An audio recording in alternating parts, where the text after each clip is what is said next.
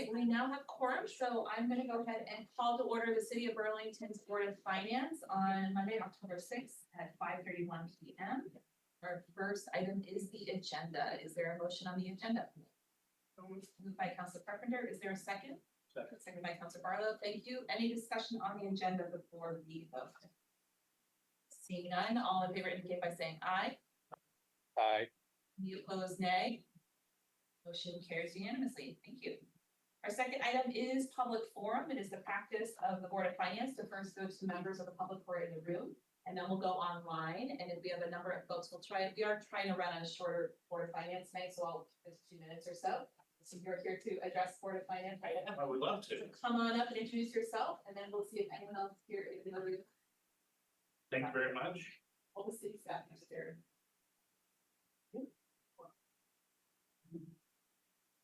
Okay. Well, hopefully you know. Okay. Hi, my name is Alan Bierke. I am a resident of the Old North End of Burlington.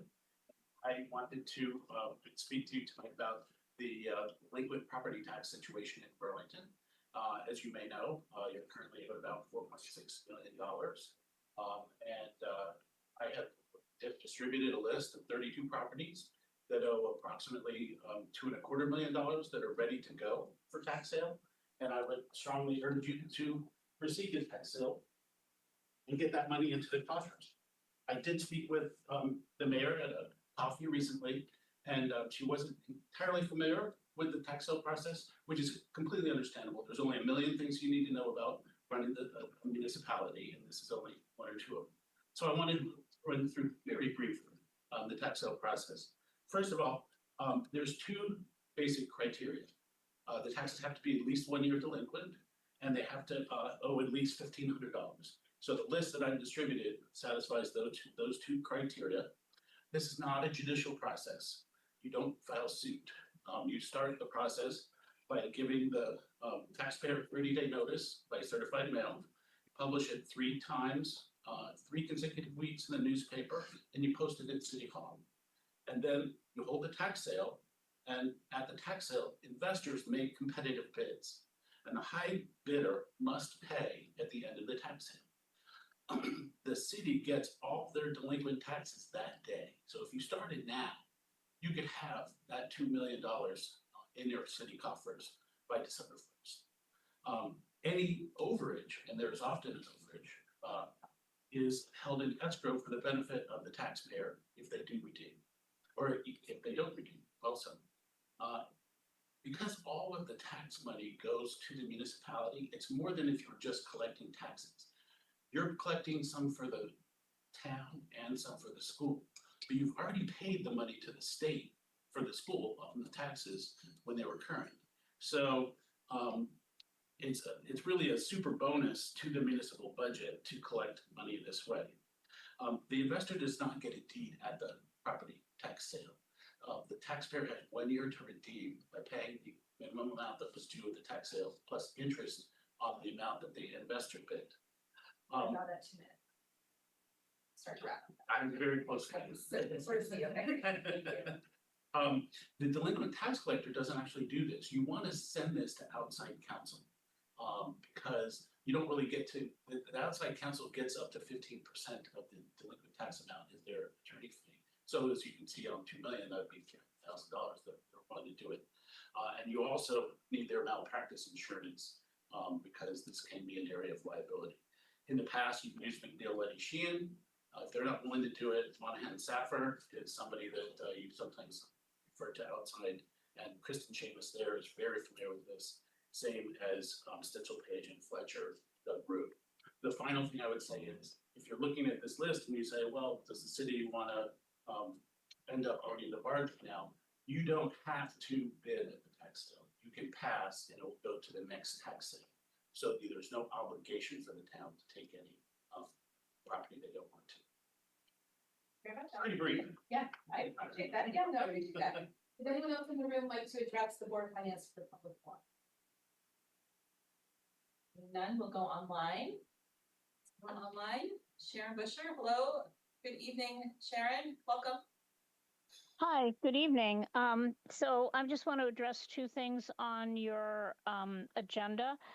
The first one is the CJC Adult Restorative Service Coordinator. I'm sure that this is correct. The AGO is covering 100%. That means they're covering benefits also. Catherine, you can text me if that's true or whatever, but I don't need to eat up time, but I just wanted to make sure that benefits were covered by this, not just salary. I think that's true. The second thing is something that I have some concern with. Number 3 on your deliberative, the nature-based climate solutions, which is a wonderful program. My concern is when you look at this, it's been going on for 3 years and it expanded from Champlain to a lot of schools, but Edmonds is not included, which I find problematic, and the high school. Now, the high school may be because it's located at Macy's, but the program could still be taught without I don't know where you'd go. But when the high school opens, I would certainly hope that this nature-based climate solutions program is expanded. So my issue with the fact that Edmonds is left out is equity. I don't understand why a very valuable program excludes a rather large elementary school in the center of Burlington. And I have concerns with that. So I'd like to find out how that's going to be addressed. And if it isn't addressed, I think that we have to do a little soul searching as to what we're providing to students. Thank you. Thank you, Sharon. Anyone else online to address Board of Finance? Don't see any additional folks. Okay. So with that, I will close public forum and we'll move on to our next agenda, which is the consent agenda. Is there a motion on the consent agenda? Moved by Councilor Carpenter. Is there a second? Second. Second by Councilor Barlow. Thank you. For any discussion, I'll just note that we're actually joined by our new RID director, Dr. Kelly Perkins, here for tonight, even though there's a consent agenda item covering RID. She, her first day is at a Board of Finance meeting. So welcome.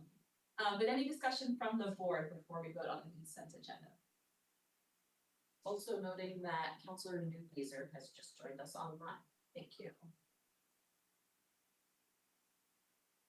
Questions or discussion? Seeing none, I will call the question. All in favor indicate by saying aye. Aye. Any opposed? Any opposed, nay? Motion carries unanimously. Consent agenda is adopted. Thank you very much, everyone. Moving on to item number 4, which is our deliberative agenda. Our first item is regarding our Community Justice Center, which is within CEDO, a reclassification of one position. Well, for one position from a limited service to a regular position. Dolly's going to join us in CJC. Yeah. Hi, everybody. I'm Rachel Dolly. This position has been in place since January of 2024. So we're coming up on 2 years. We had originally written for the position when we got additional funding from the Department for Children and Families for the Balanced and Restorative Justice Program, otherwise known as BARGE. We wrote it in as limited service because it was new money. We just wanted to play it safe and make sure that the money was stable. It is now part of our regular contract. We've just gotten our, we all just approved our fiscal year 26 funding, which has been stable. We've been going to the BARGE director meetings. Everything we're hearing looks like we're we are holding the contract for the Chittenden County, which we know, and then there's no indication that money is changing. So this position, we're, as with the rest of our positions, which almost all are state grant funded, we're seeking to move her position from limited to regular. Thank you, Rachel. Yeah, other questions from the board? Discussion, Councilor Carpenter. I think you affirm, but I'm just curious, is that all state money or is there any federal? There's no federal on these positions. Federal money comes from for 2 of our other positions and not for these. Former Councilor Busher's question was regarding, I think, this new position. And I'll just say, in all of our memos, we're always thinking about salary and benefits when we're discussing percentages. Thank you. Any other questions or comments before we go to a motion?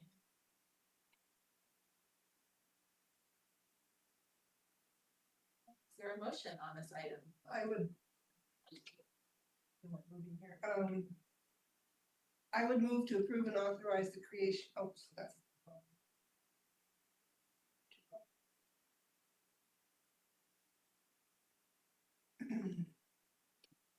I would move to approve is it the reclassification Yes. of the following position retroactive to July 1, 2025.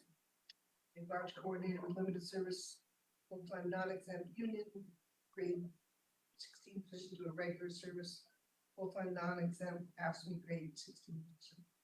Thank you, Council Carpenter. Is there a second? Second by Council Barlow. Thank you. Any further discussion on this item? Before we vote. See none, all in favor indicate by saying aye. Aye. Any opposed? Thank you. Sorry about the delay. Any opposed, nay? Motion carries unanimously. Thank you very much. And Rachel's gonna stay right there for item 4.2, which is the creation of one position at the CJC, which is again within CEDO. Just high level on this one as well. Yeah, sure. At this past year, there was a new law put in place, Act 180, that was about expanding restorative justice throughout the state. The short kind of summary on that is what it did was move funding from the Department of Corrections to the Attorney General's office.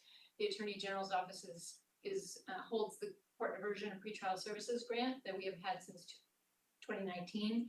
So they, as part of that bill, the pre-charge referrals that we get directly from our police department is moving under AGO's funding. They're therefore, DOC is not funding that at all, and AGO is, and they've increased our funding to do that.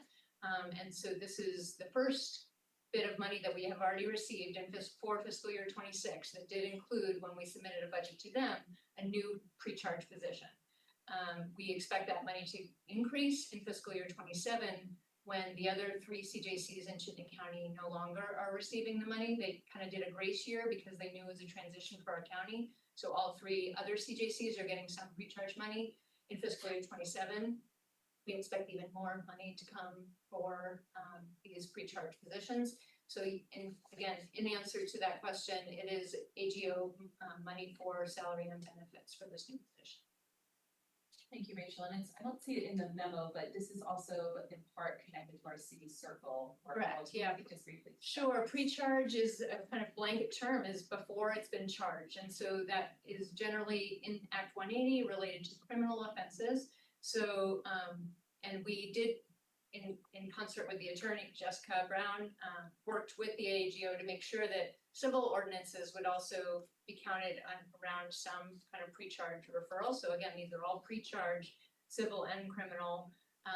And while city circles is mostly funded by AGO in that way, there's some city money that's going toward rollout of city circles, but most of it is going to be covered by this new position. So we wouldn't be able to do that program without this position.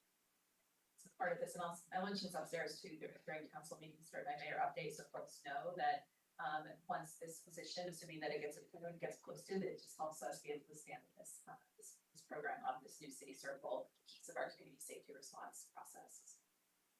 Okay, thank you, Rachel, for adding that. Sure. Any other questions or comments from members of the board?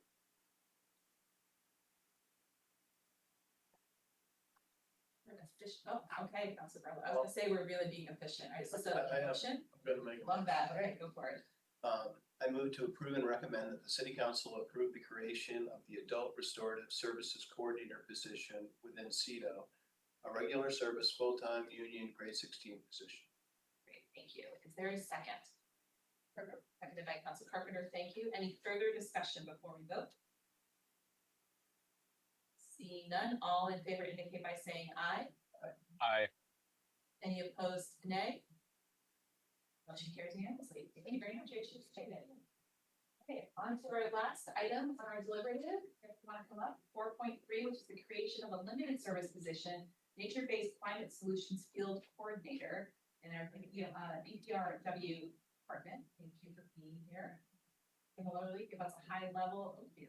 Everybody, Derek Roach, Vision Director for Parks. In front of you, you have a proposal to approve a limited service position within our conservation program. This is a program whose partners include Burlington School District, Wildways. And it goes to activate or enhance the city's climate action plan in various ways. I submitted an attachment to my package that includes all of the ways in which this complements the program. It's 75% funded through grants received by Burlington Wildways and 25% covered by the city, city's conservation program general fund. Derek, Thank you. questions from the board, comments? Councilor Barlow. And thank you, and I'm supportive of this, but I was wondering if you could address the questions that Councilor Busher made today about why Edwards, for instance, is one of the schools. We would love to expand the program to include every school in Burlington. We've done a good job of moving around to schools. I believe it's 4 in 4 years. So that's a pretty good track record. It's dependent upon the school district's availability of reciprocal services. So typically there's a teacher who reaches out, there's a stormwater need or DPW need within the area. I can see that the high school we had a project at Lakeview Cemetery, which is adjacent to the constructed high school.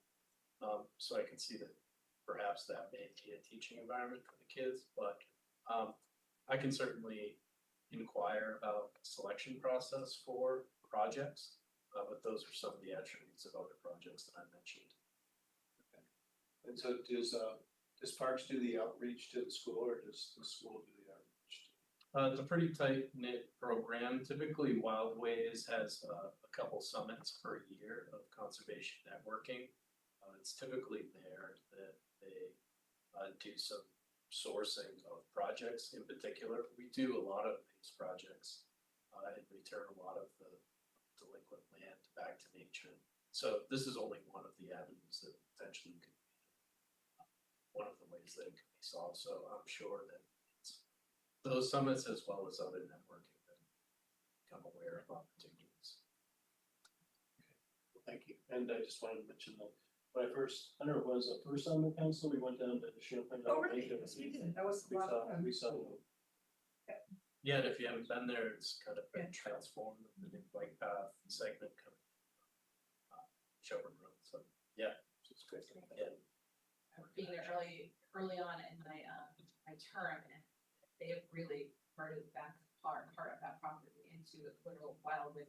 They see all sorts of animals and cameras, and it's very cool. So Yeah, success story. Yeah. Councilor Travers. Yeah, I'm sorry I'm not there to relay these comments in person quite yet. This is one of these nights where I needed to wait for childcare to arrive before I came downtown, but I'll be there shortly.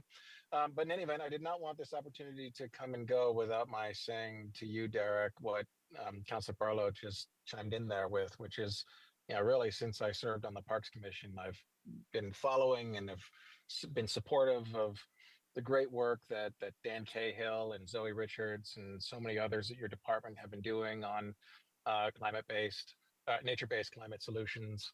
I think a lot of folks in our community don't necessarily know that when they see the additional plantings in our parks to control erosion, when they see additional trees going up in our greenways, these are among many of the initiatives that the Nature-Based Climate Solutions Plan has been supporting. And so I'm really thrilled to hear that this work is ongoing and is even expanding, and couldn't be happier to support this additional position this evening. So thank you for bringing it forward. Thanks, Councilor. Thank you, Councilor. Any other comments or questions before I look for a motion? there a motion? Counselor Barlow. I would move to approve and recommend that the city council approve and authorize the creation of the nature-based climate solutions field coordinator position within BPRW. A limited service, full-time, ASME grade 15 position. Thank you very much. Is there a second? Thank you, Counselor Carpenter. Any final comments? Seeing none, I'll call the question. All in favor, indicate by saying aye. Aye. Any opposed, nay? Motion carries unanimously. Thank you very much, team. Appreciate it. And Orietta, thank you for being here as well. And that concludes our bullet. Oh, yes, Counselor. Just one comment.